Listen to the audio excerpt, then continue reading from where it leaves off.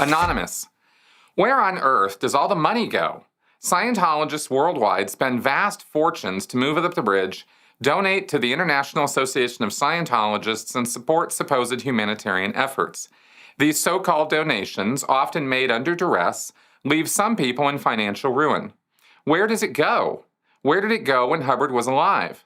It has been claimed that Hubbard donated most of his money upon passing, going exterior, and although Miscavige does appear to be living the high life, there must be more money out there. Something doesn't add up. Who benefits? And Bob. My question today is something I've wondered about for quite some time regarding Miscavige. It seems he has lived most of his life inside the walls, quote unquote, of the group. And I'm curious on your thoughts regarding how in touch or out of touch he really is with the real world. Is his worldview so limited and narrow it impacts his ability to function in normal society? Does he ever truly have interactions in the outside world? Any friends or associates outside the bubble, other than attorneys and investigators essentially under his employ? Could his extremely narrow worldview and limited education so limit his vision he has become, well, just plain nuts? Thanks in advance for your insights. Perhaps others with inside knowledge could chime in via comments. Okay, so I put these two questions together because the answer is related with both of these.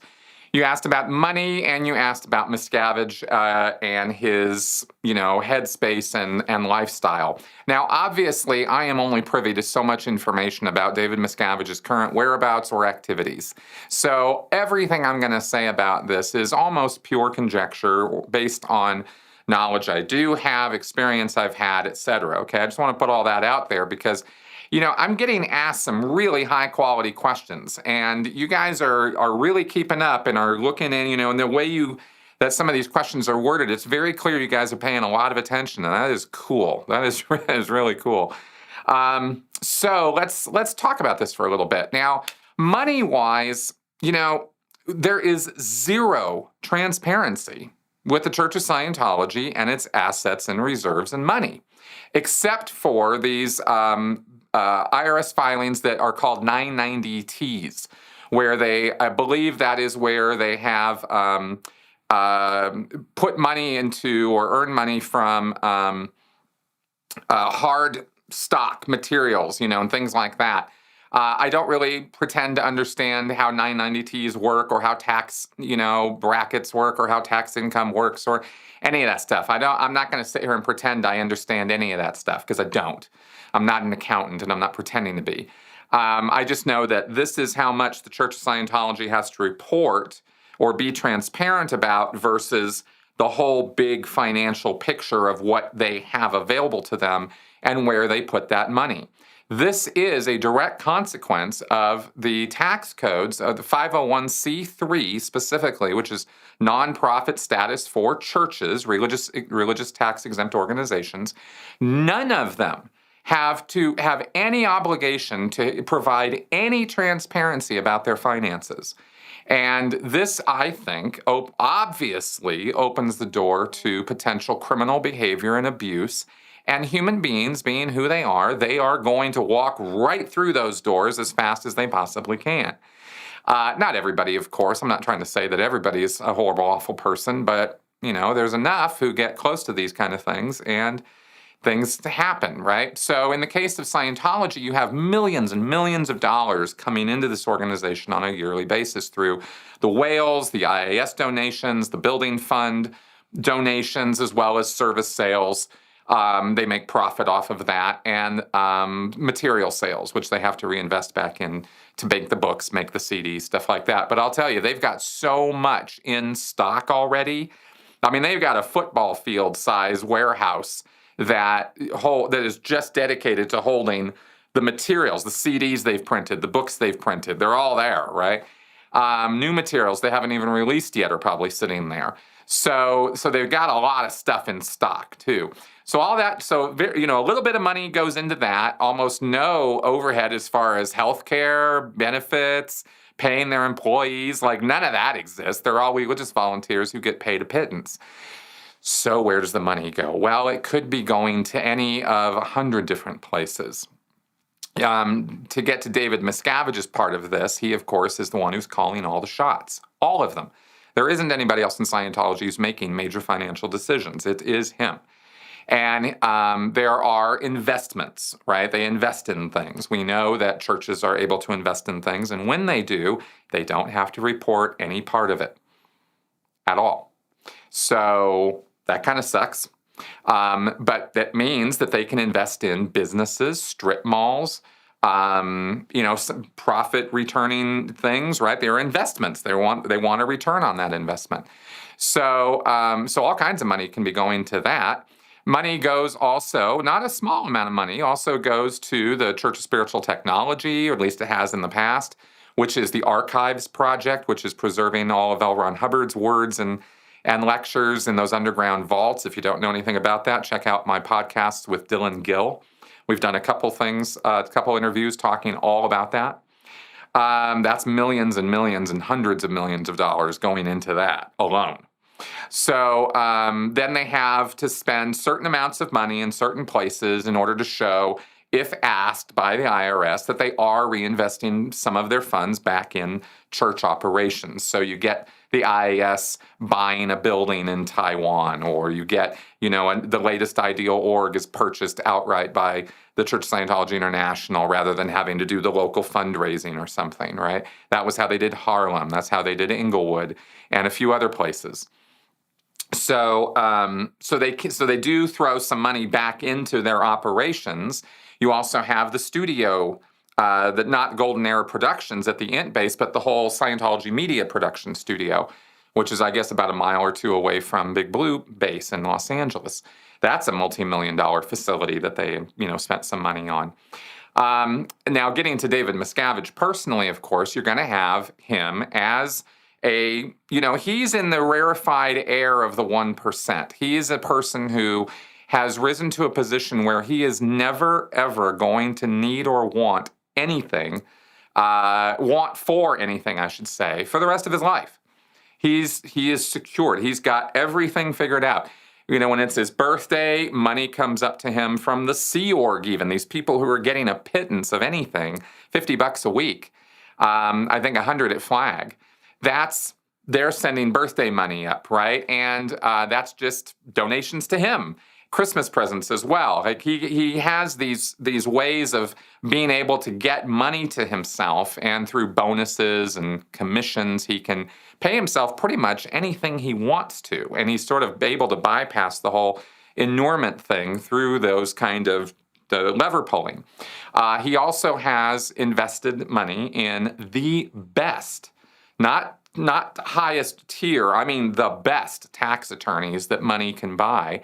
And of course, legal defenses. They are not shy or skimpy on spending as much as they need to have all the legal protection they need, and use whatever maneuvering or avenues of legal defenses they need to use. They're just ruthlessly efficient about that sort of thing. And when you park your moral compass at the door, then you get to think that way and operate that way, and hire lawyers who think and operate that way. And that's where they do. So that's not cheap. Those lawyers don't come cheap. And Scientology spends millions upon millions of dollars on their legal bills, on legal defense. This is lawyers, this is private investigators, this is research on, opposition research. And then there are, whatever PR ventures they're involved in. Now there's also the underhanded stuff, right? There is greasing palms of government officials or law enforcement officials. And yes, that absolutely happens. Then there's Miscavige himself, who lives in a very cloistered lifestyle. He is more than a celebrity, or more even than a 1% CEO. He, a 1 or 2% or CEO type person. He definitely has set up. I mean, if you just think in terms of common sense, like, okay, well, if I was in his position, or if anybody with 2 gray cells to rub together was in his position, what would they do? Well, clearly he has a plan B, C, D, and E all set for escaping if something were to happen. I imagine that he's got things set up where he could be on a plane within, I was talking to a friend, and, we were thinking a half hour, he could probably be on a plane. and be off to, whatever country that does not have extradition treaties with the United States, and there are such countries. He's probably already got estates and stuff set up there. I mean, this is where this guy is at, right? He lives at a level of preparedness and paranoia that few of us could even really comprehend. He's dreadfully afraid of being assassinated. He is dreadfully afraid of body thetans leaping onto him from children, apparently. I mean, this is a thing apparently he's afraid of, like for real. So, I mean, it sounds like a joke. It sounds ridiculous, but, apparently that's true. So here you have a guy who is in a really sad place mentally, right? In that he has demonstrated an avarice, a need to beat up on people, to treat people badly, to lord his power over them. We already know this from all the testimonials coming out of, from the hole at the base, and the fact that he's taken off from there and doesn't even go there anymore indicates that he has now put a lot of distance between himself and that whole thing, so he can have plausible deniability. And yet he is still stuck with these desires, this insatiable need to be a predatory guy, to be the alpha, so to speak. So where does he find an outlet for that now? He's exiled his own wife even, right? I mean, he doesn't have anybody really close to him unless that's Tom Cruise. And after everything I've just described, I mean, what kind of place would Tom Cruise have to be in to hang out with this guy, right? I mean, it starts to, it's not, Tom Cruise not a good guy. So, okay, I imagine that Miscavige is probably now paying for the privilege of abusing people because he can't really trust all the disloyal SPs, the suppressive people who surround him on a daily basis, trying to do in Scientology and do him in personally. He can't trust any of them anymore. So now he's got, hired bodyguards and a whole, this whole troop of people who follow him around everywhere he goes to see to his needs and protect him. And those are all, either loyal Sea Org or the best that money can buy in terms of private security. Okay, so that's his lifestyle. So it's sort of like he has to walk around in this fortress all the time, constantly afraid of everybody and everything around him, and yet he has this need that must be met from these people. Remember, I talk about cult leaders being in a codependent relationship with the followers. The followers need the leader, but the leader needs the followers too, and he has to experience that, which is why he has to go out on stage many times a year and talk to the teeming millions of Scientologists. And that's how he gets his sort of fix, I think, right? That, and maybe it's not beyond imagination at all that he might be going to, dungeons and stuff and paying for the privilege of beating people up. I mean, stranger things have happened, and much worse things have been revealed about Scientologists and Scientology. So, this is all just conjecture. I'm not saying this is fact at all. I'm just saying could be, how do you ask about, after all of this, has he become just plain nuts? I think he always was to a degree, that's what I think. And I think Scientology and L. Ron Hubbard specifically made him that way. I think he had a tendency towards violence. He had the asthma thing too. He had a tendency toward, fairly temperamental kind of disposition, short-tempered, impatient. And Scientology just took and just blew up all of that. And L. Ron Hubbard fed him with a steady diet of indoctrination until he had the realization one day that power is assumed and he was going to assume it. And he just started taking over, and that was how he got to be in charge. So he is, to that degree, a self-made man, I suppose you could say, from a certain twisted point of view. But he's not capable of independent operation. He needs to have this group of people around him that serve him and validate him and are yes men to him and are sort of obsequious to him. He has to have that. So he's got those levels built around him. So Anyway, I just kind of wanted to go into some of those things because, like I said, I'll stress again, it is a lot of pure conjecture, educated conjecture, but still that, because we can't know what Scientology is up to with its money. And we really don't have any idea what David Miscavige gets up to these days because he's so cloistered in that nothing ever leaks out. And that's the truth of where things are really at. But I hope my conjecture is useful or, at least mildly entertaining in some fashion. And that's where it's at.